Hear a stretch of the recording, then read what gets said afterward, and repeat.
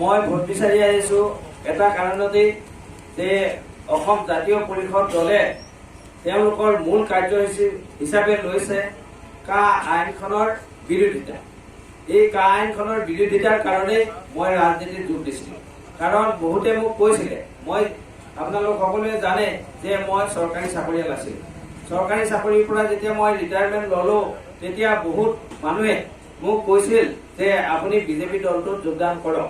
কিন্তু তেতিয়াতে মই প্ৰতিবাদ কৰিছিলোঁ যে কি কাৰণত বিজেপি দলটোত যোগদান কৰিব লাগে আপোনালোকে মোক কওক।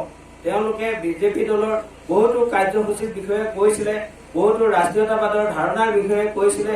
এই কথাবোৰ কিন্তু মোৰ মুঠেও মনোভূত হোৱা নাছিল। মই তেওঁলোকক এটাই প্ৰশ্ন কৰিছিলোঁ, আপোনালোকে যে অসম চুক্তিখন বিনাশ কৰি অসম চুক্তিৰ আত্মাটোক হত্যা কৰি অসমীয়া মানুহৰ যি স্বাভিমান, এই স্বাভিমানক পদাঘাত কৰি আপোনালোকে কা আইনখন আনিলে। এই কা আইনখনৰ প্ৰচাৰ বৰ সুন্দৰ হৈছে, ৰাইজে বিপুল সঁহাৰি জনাইছে। কাৰণ আমাৰ দলটো এটা নতুন দল, এইটো দলত সমালোচনা কৰিবলগীয়া একো কামেই নাই।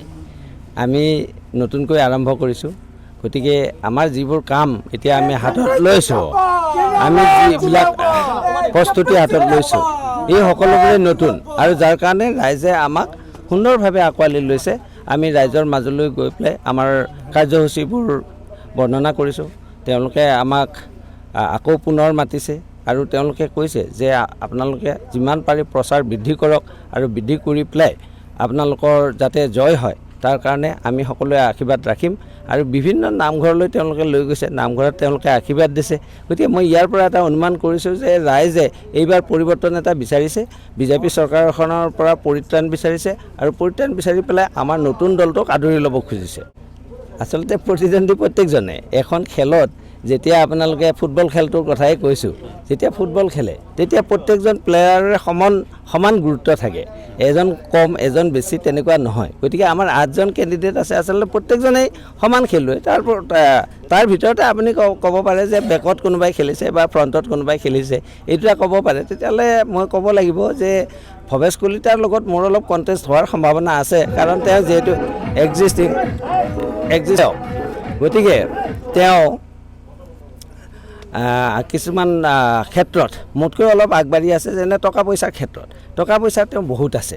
টকা পইচা থকাৰ কাৰণে তেওঁ ৰংচঙীয়া প্ৰচাৰ চলাব পাৰিছে, তেওঁ গাড়ী ঘোঁৰাৰ বেছি ব্যৱস্থা কৰিব পাৰিছে, তেওঁ মানুহক কিছু প্ৰলোভনো দিব পাৰিছে বা তেওঁ কৰা কামৰ কিছু খতিয়ান দাঙি ধৰিব পাৰিছে। কিন্তু আমাৰ ক্ষেত্ৰত সেই প্ৰশ্নটো নাহে।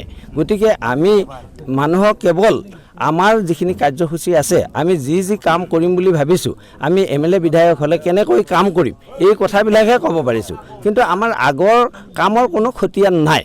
কিন্তু মোৰ ক্ষেত্ৰত অলপমান এটা আছে। গোৰেশ্বৰত মই চাৰ্কুল অফিচাৰ আছিলোঁ, আপোনালোক সকলোৱে জানে সেই কথাটো। গতিকে চাৰ্কুল অফিচাৰ হিচাপে মই যিখিনি কাম কৰি থৈ গৈছোঁ, যিখিনি ৰাইজলৈ সেৱা আগবঢ়াইছোঁ, সেইখিনিত কিন্তু ৰাইজ বহুত সন্তুষ্ট আছিল আৰু সেইটো সাহসতে মই ৰাইজৰ মাজলৈ গৈছোঁ। আৰু ৰাইজৰ মাজলৈ গৈ পেলাই যিটো উৎসাহ উদ্দীপনা দেখিছোঁ, তেওঁলোকে মোক এইবাৰ আদৰি ল'ব যেন লাগিছে। ভৱেশ কলিতা কণ্টেষ্টলৈ আহিব যেন লগা নাই।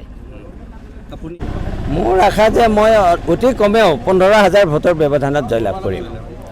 আমাৰ মুখ্য যিটো ইছ্যু সেইটো হৈছে কা। কাৰণ কাখনৰ লগত আমাৰ অসমীয়াৰ আৱেগ জড়িত হৈ আছে। আমাৰ অসমীয়া মানুহে 855জন শ্বহীদৰ বিনিময়ত আচলতে অসম চুক্তিখন পাইছিল। অসম চুক্তিখনৰ মতে বিদেশী চিনাক্তকৰণৰ সময় আছিল 1971 চনৰ 25 মাৰ্চ। কিন্তু যেতিয়া কা লৈ আহিলে বিজেপি গভৰ্ণমেণ্টে, লগে লগে সেইটো 2014 চনলৈ পৰিৱৰ্তন হৈ গ'ল। গতিকে যেতিয়া 2014 চন হৈ গ'ল, অসম চুক্তিখনৰ আত্মাটোকে বিজেপি দলটোৱে হত্যা কৰি পেলালে, যাৰ ফলত অসমীয়া মানুহৰ মনত এনেকুৱা আৱেগৰ সৃষ্টি হ'ল যে বিজেপি দলটোক আৰু গ্ৰহণ কৰাৰ কোনো প্ৰশ্ন নুঠে। আৰু তাৰ প্ৰতিশ্ৰুতিৰূপেই ফলস্বৰূপেই আমাৰ অসম জাতীয় পৰিষদ দলটো গঠন হৈছে। আৰু জাতীয় পৰিষদ দলটোৱে এতিয়াও আমি যুঁজি আছোঁ। আমি কা নামানো, আমাৰ মুখ্য প্ৰিন্সিপলটোৱে হৈছে এইটো, আমি কা নামানো। আমি 84টা ছিটত কণ্টেষ্ট কৰিছোঁ আৰু আমি আশা ৰাখিছোঁ যে 84টা ছিটৰ ভিতৰত আমি চৰকাৰ গঠন কৰিব পৰা যি সংখ্যা লাগে সেই সংখ্যা আমি অতি সহজতে পাই যাম যেহেতু আমাৰ কি মেছেজ দিব বিচাৰে আপুনি মোৰ এটাই হয় হয় মোৰ এটাই আহ্বান হ'ব মই অলপমান বড়ো ভাষাতে কৈ দিছোঁ সেইটো आंनि थाखाय नोंनि जोनोम नोंनि थाखाय आंनि जोनोम बे मुलुगाव फैमाल थाङा नोंथ' मालाय बादि नङा नोंथ' मालाय बादि नङा